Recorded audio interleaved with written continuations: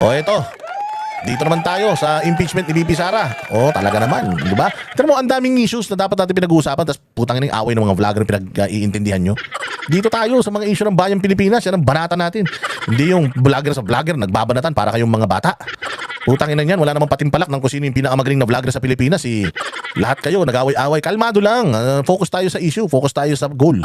O ito, pakinggan natin itong formal na pagsisimula ng opening rights dyan sa impeachment ni VP.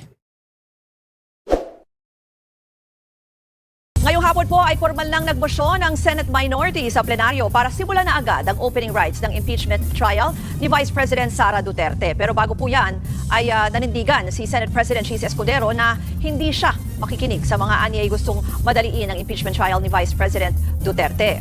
Ayon po kay Escudero ay magpapatuloy raw sa kasalukuyang schedule na June 11 ang pagdinig sa presentation of charges laban sa bise. Hindi raw susunod ang Senado sa pagmamadali ng umano'y mga pabor sa impeachment. Pero hindi niya rin daw naman patatagalin ito at susunod lang umano sa kung ano ang sinasabi ng konstitusyon.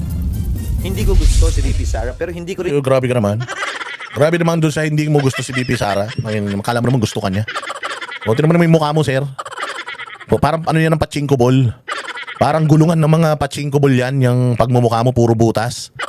Tapos kung makapag-ano ka na hindi mo gusto si VP Sara, tanongin mo muna si VP Sara kung gusto ka. Ang tsaka-tsaka mo, sir.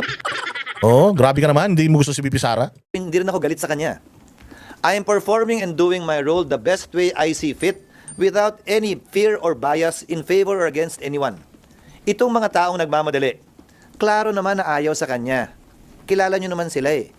Itong mga gigil na gigil, klaro naman na gusto siyang matanggal. Sino mang... Oo nga. Sigurado ba sila na kapag nagsimula na yung impeachment, matatanggal si VP? Di ba hindi naman? Oo. pabor o kontra kay VP Sara? Sino mang pabor o kontra sa impeachment, may posisyon na sila. Hindi ako magpapadala sa kanila. Yan pong narinig nyo ay pahayag ni Senate President Chis Escudero, pero yan po ay bago itong nakikita nyo na live na kuha mula dyan po sa Senado kung saan ngang formal na hiniling ng minority dyan na simulan na itong impeachment proceedings para kay Vice President Sara Duterte. Ang sinasabi po kanina ni Senator Ontiveros ay hindi naman daw po tatagal ng isang oras kung masimulan yung opening rights. Pwede daw po mag-oath na muna si Chis Escudero bilang presiding judge at silang mga senador ay mag-oath bilang senator judges. Ganon din yung formal na ipresenta nga itong articles of impeachment na ipinadala pa ng Kamara noon mula pa noong Pebrero. Samantala, tinawag namang isang kasalanan ni Lingayen Dagupan Archbishop. Puta, ito na. Ito na yung kupal na si Socrates Villegas. Putang nakikialam na naman. Kupal ka talaga, ha? O, Katoliko ako. Hoy, Socrates Villegas, si ka na naman. Ang hilig mong makialam sa problema ng Pilipinas. Tikom ang bibig mo sa mga pagnanakaw ng mga kongresmang hayop ka. Mantakin mo. Sinisisi nyo si VP Sara na na nagnakaw. Inilahad na ni Toby Chanco at saka ni Frasco sa Cebu. Inilahad na nila na kaya sila pumirma dahil ipinangako sa kanila yung mga budget. Okay, yung mga pera nagkabayaran para pumirma ng impeachment para kay VP Sara. So, sinisita natin yung mga sinasabi niyong pagnanakaw sa pondo, samantalang pumirma sila dahil sa pondo, nananakawin din naman nila. Dito ka lang nakikialam kay VP Sarang hayop ka. Tangina nyo, bakit hindi na lang kayo magbinyag? Wala naman kaming pakialam sa trabaho nyo. Magbinyag kang kupal ka. Lahat ng tao, bata dyan sa paligid mo, binyagan mong ulul ka. O kung gusto mo, magkasal ka. Lahat, kahit hindi nagmamahalan, ikasal mong hayop ka. Wala kaming pakialam sa ginagawa nyo sa simbahan. Wala kaming paki sa mga kahayupang ginagawa nyo sa likod ng altar. Ha? Wala kaming pakialam doon. Wag lang kayong nakikialam sa mga bagay na labas na sa bukasyon nyo. Okay? Labas sa bukasyon nyo, itong pakikialam dito, lalong-lalo na kung putang inapuros kayo mga bayas.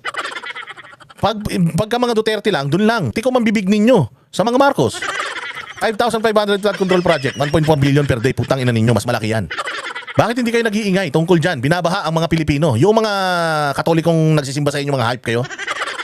Kahit wala naman natututunan sa inyo tungkol sa salita ng Diyos, pero kayo politika. Na dapat puro salita lang ng Diyos ang ano nyo, ang pinakapakalat nyo, puro kayo mga propagandistang mga hayop kayo. Imbis na magpakain kayo ng mga mahihirap, ang laki-laki ng pera ng CBCP. na ini-invest dyan sa BPI. Putang yun, dami nyo ng pera. Lahat kayo, puros lang naman din kayo tanggap ng pera. Mula sa mga miyembro ng simbahan ng Katoliko, kasama na ako dyan. Wala naman kayo nagagawa. Mga hayop kayo. Imbis na tulungan nyo yung mga Pilipino, putang na nakikialam kayo sa politika. Wala kayong ganap dito sa impeachment, mga hayop kayo. Ang daming rapist na pare. Yan ang tupagin nyo. Tanginan nyo yung mga nangyayaring kabulastugan dyan sa simbahan nyo, yan ang tutukan nyo. Okay lang sa akin kung lahat pinakikialaman nyo. Noon, galit na galit kayo sa mga Marcos.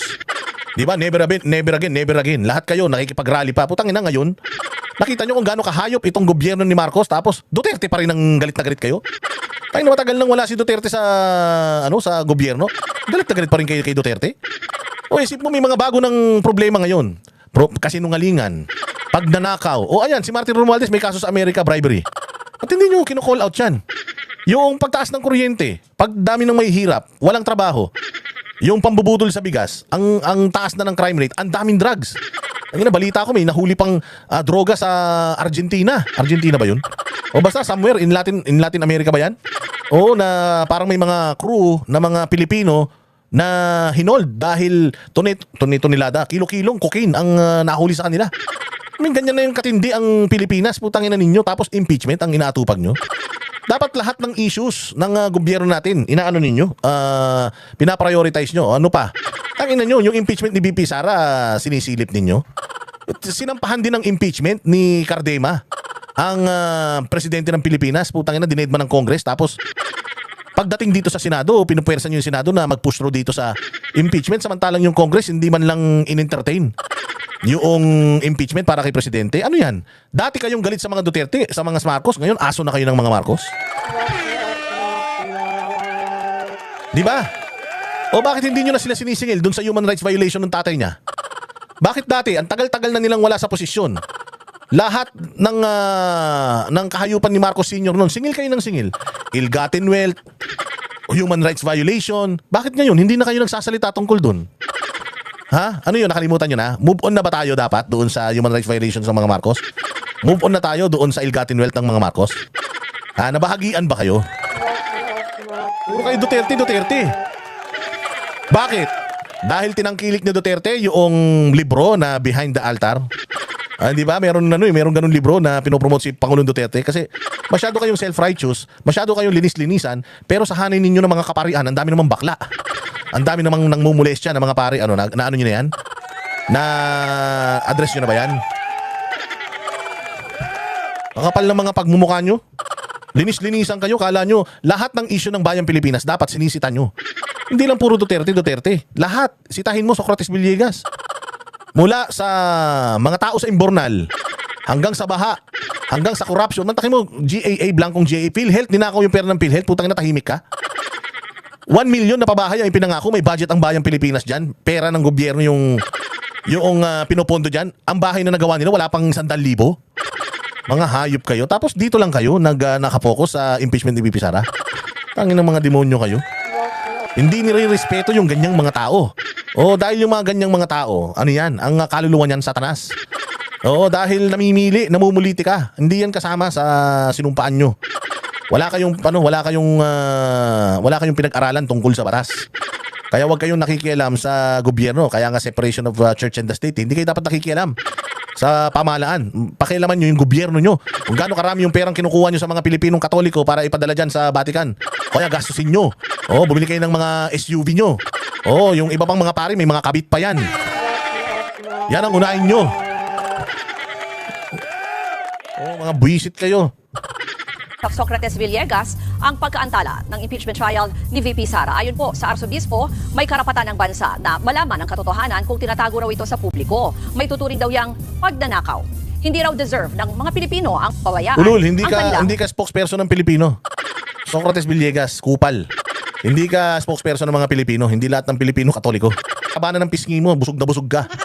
Sarap ng buhay ninyo habang yung mga Pilipino, hirap na hirap ang buhay. Ano na bang ginawa ninyo para tulungan ang mga Pilipino naghihirap? Wala. Kaya na, pikit mata kayo pag may mga nakikita kayong yagit. Ang dadamot nyo. Yung simbahan nyo nga, lagi nakasara pag walang misa. Bukas lang yung simbahan nyo pag may magbabayad. Pero pag walang misa, sarado lagi. Bakit?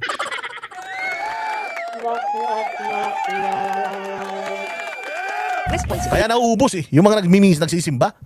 Kasi aatin ka ng simbahan, mantakin mo, may problema ka sa buhay. Pupunta ka ng simbahan, magdadasal ka, gusto mo ng koneksyon sa Panginoon. Tapos biglang puta, ganito yung mga paring magsasalita. Pag pariringgan si BP Sara, pariringgan si Duterte, pag-uusapan nyo war on drugs. Utang ina niyan, gusto mo nga magdasal, gusto mo nga maging reliyoso isang araw lang. Puros na nga politika sa TV, pati sa vlogger, puta, pati ba naman itong mga pare, politika pa rin. Di ba? Di ka naman mabibisit yan. Kupal. Akala mo kalinis-linis nila. Akala mo naman, walang mahirap na Pilipino sa paligid ng mga simbahan nila. Di ba? Mga Mga bisit.